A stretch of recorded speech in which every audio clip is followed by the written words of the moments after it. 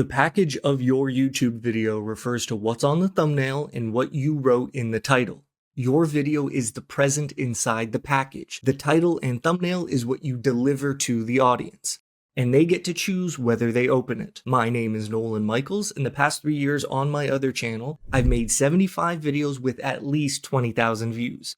50 of those have over 30,000, a handful over 100,000, and 2 of them have over 300,000 views. I've tried a lot of different things, and this video is going to cover everything you'll need to know about packaging your YouTube video. You can click around using the timestamps below, but if you're new to YouTube, I suggest starting with me at the beginning. Here is the truth. Sometimes it doesn't matter how good your thumbnail is or how good your title is. If people don't want to watch your video, they're not going to watch it. Some topics just don't do as well as others, which means any advice you hear from any YouTuber is not gospel.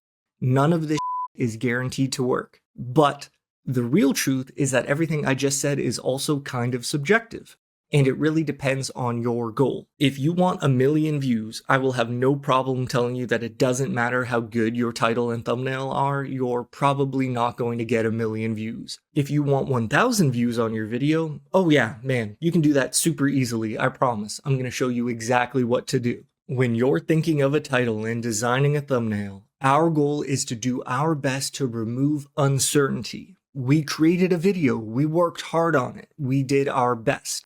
Now we need to give that video the best chance to be seen, which means it's up to us to find an attractive title and design an inviting thumbnail. There's no point in working hard on a video and not putting it in a position to succeed. So we need to follow the golden rule. There's one specific thing you're trying to accomplish with your title and thumbnail. The golden rule is your packaging must set the appropriate expectations. Setting the right expectation with a viewer is way more important than building curiosity.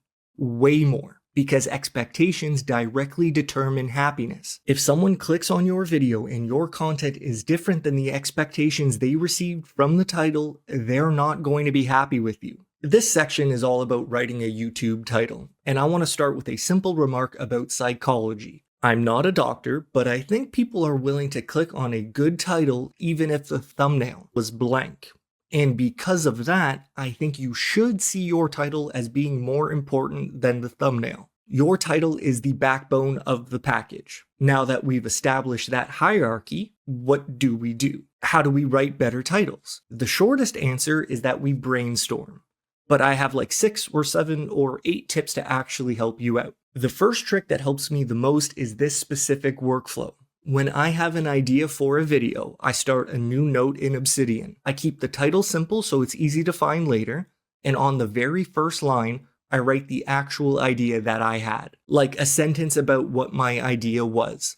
But then, below that, I like to write all of my titles, as many as I can think of. Slight variations, maybe a completely different direction. If you think of a new title tomorrow, you'll go to the top of your note and you'll add it to the list. Another tip that sort of feels like a hack is to put the current year in the title. People love updated information. If you make a video and you call it the best bicep exercises in 2026, there's a pretty good chance you'll catch people's attention. I also think this works all year. Maybe halfway through the year, you might have to add so far to your title, the best GPT prompts in 2026 so far. And near the end of the year, you might need to add the word of, the best phones of 2026. Current year is a banger of a trick. The third tip I have for you is a little more abstract and a little more about philosophy. I would advise against aiming for curiosity. Like, don't try to lure people into watching by making a curious title. When you're a new YouTuber, I think you should be as specific as you can in your title, and then the art of that is not giving away the key information. Let's say you have a channel where you talk about movies. Instead of using the names of the movies in your title, like that would be really specific, you go with something like 6 slasher movies that compete for my love. And that example is why we write as many titles as we can in our notes. Like, I don't know if that's the best one I could come up with, but it's easier to spot the good titles when you can compare them to your other options. Another reason we want options is because you can run a test on YouTube. You can give your video 3 different titles and the algorithm will show it to different people. You can test which one works better. I'll show you how to actually do that later on, but let me tell you a quick trick for writing a better title. Keep it short. At least be mindful of how many words you use and try your best to lean towards simplicity. And you can use the mark of 50 characters as the bar. We want to be under the bar because when YouTube shows your video on the side of other videos, if you're over 50 characters, your title will be cut off. You'll see the ... And honestly, it's not that big of a deal. You can write a longer title if you want, but when you can, try to be under 50 characters. That will be between 5 and 10 words, usually. Treat it like a game, even. And GPT is great at helping for something like that. You give it your title, the one you thought about or the one you like the most, and you say, how many other ways can I phrase this? And you can even specify, try to make it as short as possible or try to keep it under 50 characters. Those are the ways you should be interacting with AI when it comes to your YouTube packaging. And I mentioned avoiding curiosity earlier, but I want to revisit that for a second time. Let me stress that clickbait is bad, and it's not something you want to be known for. A quick history lesson here. Clickbait used to refer to a title that had nothing to do with the video. Like you were baited into clicking on their thing. People hated that, and rightfully so. But nowadays, clickbait is just when the title is intentionally vague. Like instead of letting a viewer make an informed decision, you're baiting their curiosity. You're taking away their agency.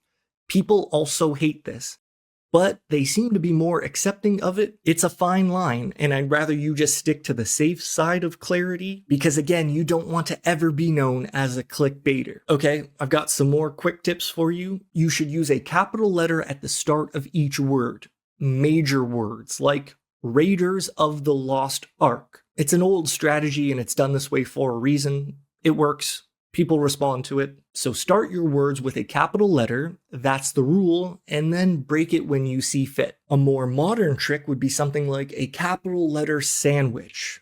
I'm a fan of this, honestly, I use this a lot on my other channel. Let your first word and your last word be all capital letters. Big mid-journey update.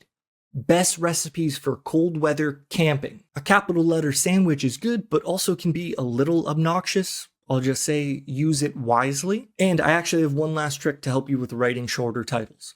Don't be afraid to go shorter and explain the rest on your thumbnail. This section is all about thumbnail tips, and you can use the thumbnail of your video to say something that your title can't.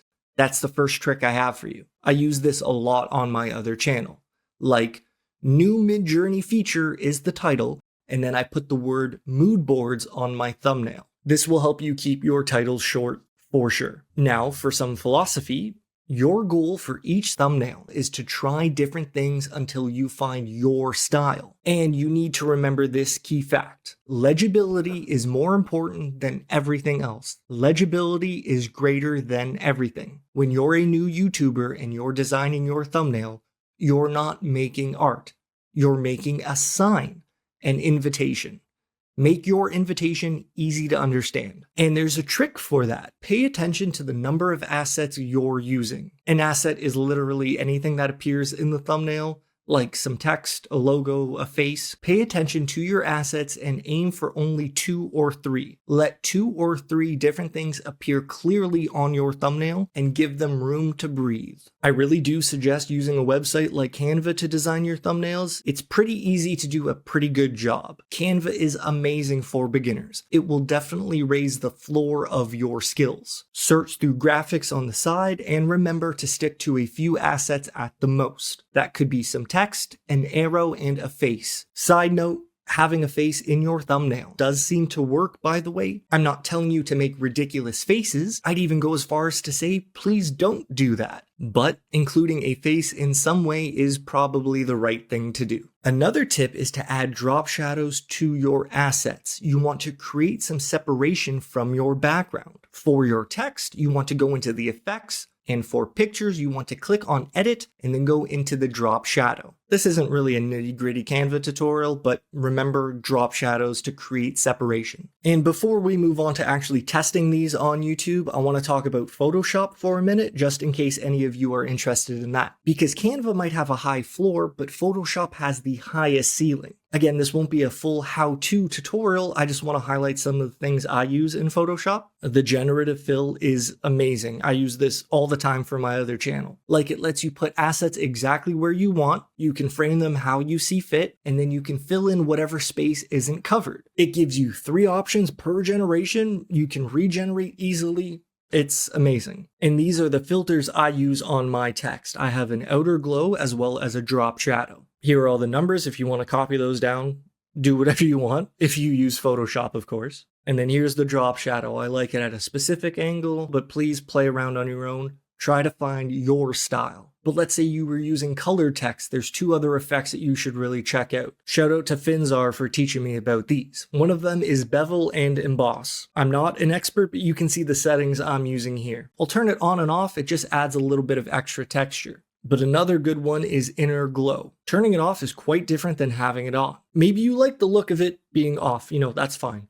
But when you're zoomed out, when the thumbnail is small, these extra effects really do help. And again, take a look at my settings if you want to copy me. And I also want to say that you should remember to create multiple options. Explore different paths on each choice you make, from placement of your assets to word choice, and then let YouTube run a test to find the best one. I'll show you how to do that next. So when you go to upload a video, you'll see that you can run a title test, a thumbnail test, or both. When you're a beginner, I'll say pick one or the other. Like, don't test both at once. Because if we want to improve, we need to reduce the number of variables. So either focus on testing thumbnails by trying 3 different thumbnails with one consistent title, or try testing 3 different titles with the same thumbnail. Obviously, you don't have to listen to me. I even break this rule sometimes. You can test 3 entirely different packages if you want. The only problem with that is, when you find the winner, you won't really know if it was the thumbnail or the title that contributed more. Either way, don't be afraid to test different options, and once you run enough tests, you'll start to notice certain things working better than others. That's sort of why I mentioned that, having a face in the thumbnail does seem to work.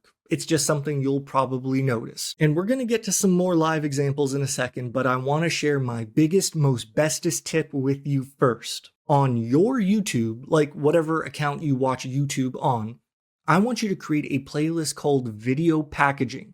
And anytime you're browsing YouTube and a video catches your eye, you add that video to the Video Packaging playlist. You don't even have to watch the video. You don't have to be interested in the topic. But you need to objectively acknowledge a well-packaged video. Once you start collecting these, you can use them later as a reference for your channel. Look at what attracted you and try to adapt it to your niche. Like, check these out. And if you want to see more, make sure you sign up for my email list by downloading my gear guide in the description. Also, do you mind clicking the like button on this video if you've learned anything new so far? It would really help the channel out. And subscribe so you don't miss anything in the future. Alright, now we're going to go through some live examples. And all I want to say is do not copy Moist Critikal. Look how vague his titles are. It's sort of a meme at this point.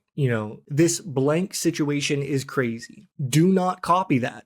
If you do, I think you'll piss people off. Do not piss people off. Just because it works for him does not mean it will work for you. People are not clicking on his videos because of the title. Just want to make that clear, okay? And then check out ProZD. He has almost 4 million subscribers. ProZD doesn't use custom thumbnails. He lets YouTube pick for him from one of the frames in his videos. This is definitely an example of don't copy the pros, but also an example of advice doesn't really matter. Do whatever you want, okay? What I like to do do is aim for under 50 characters and use the thumbnail to say the key thing, what the video is about. Like, big update, Midjourney will never be the same again, and then I have --P on the thumbnail. If you're in the space, I think that would make sense, but it's also on the line of being clickbaity, so again, you gotta be careful. I really try to stick to 3 different assets and like 3 different mediums. Most of the time I'll use a logo, some text, and then I like to have a cool picture to look at. Most of the time it does involve a face. I think this example right here is the closest I've ever gotten to full curiosity. The title is Midjourney drops a new update and it's ... And then the thumbnail doesn't really tell you anything either. Luckily for me, people didn't really seem to mind, and I'm not telling you to copy me. I want you to find your own style using these same ideas. Everything I just told you are the rules. Break them as you see fit. And the script for this video was like 2,500 words. It was pretty daunting when I tried to make this thing. Do you want to know how I did it? By following my own advice. I made a video all about how to write a YouTube script, and I just proved that the process really works. I think you should watch it next. And if you made it this far, GG's, I believe in you. Go get it.